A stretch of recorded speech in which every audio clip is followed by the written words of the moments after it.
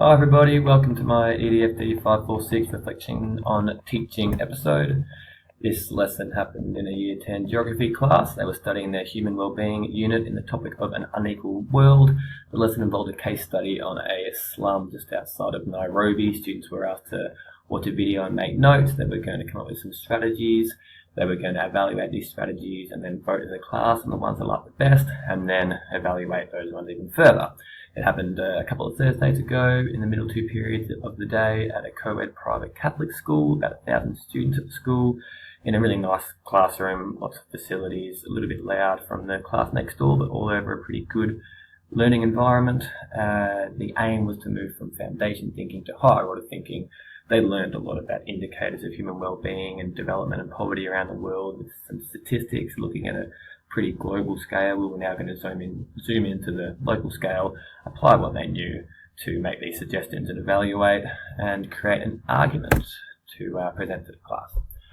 The lesson was based around constructivism, defined as the view of education that focuses on the learner's contribution through individual and social activity to their building of understanding and making sense of information, which can be looked at as either psychological or social, with the former usually attributed to the work of Piaget and the latter to Vygotsky.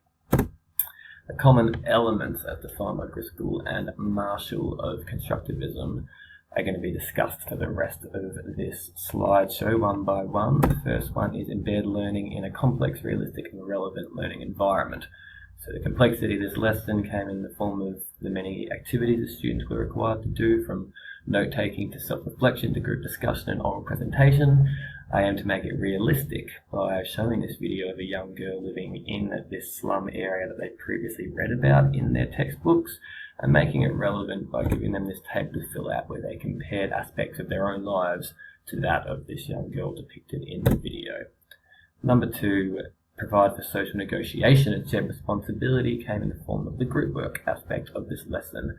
To facilitate the students to come up with and argue their ideas, I referred them back to a worksheet they'd completed in the previous lesson, looking at push and pull factors of urban migration.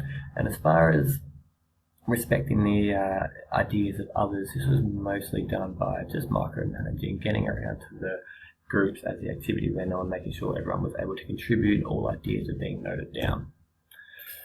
Number three, support multiple perspectives and use multiple representations of content. So this came in the presentation aspect of the class, where everybody was required to give their full attention to groups as they presented and demonstrate active listening to them, which I then modelled myself, paraphrasing what the students had said, celebrating the learning with applause and that sort of thing. The students were really good at this.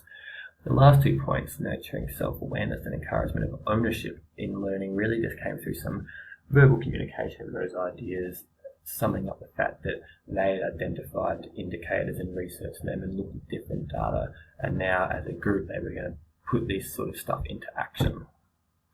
Diverse learners in the group. There were no verified students in the class, so specific differentiation for students maybe with autism or Down syndrome or a hearing aid or a broken arm wasn't really required. What was looked at in the class was a group of female students who normally sat at the back were quite quiet, wouldn't contribute that much to sort of group discussions, while there was a group of male students at the front who were always very loud, opinionated, always had something to say. To just sort of mitigate this and make sure everyone got a fair go, I put restrictions around the time of the presentations that they were giving to the class, and just letting them just make 2 points on each strategy, so they really have to speak concisely and minimise anyone taking up a lot of the class time. As far as ensuring that everyone was able to contribute, I encouraged all groups to assign roles of one person could talk, someone else could write them strategies on the board, someone else could even just hold the ideas on a piece of paper for the speaker to look at. What I found though is that when all groups got up to present, they all wanted to talk, they all had something to say. It was great, so everyone was really keen to contribute.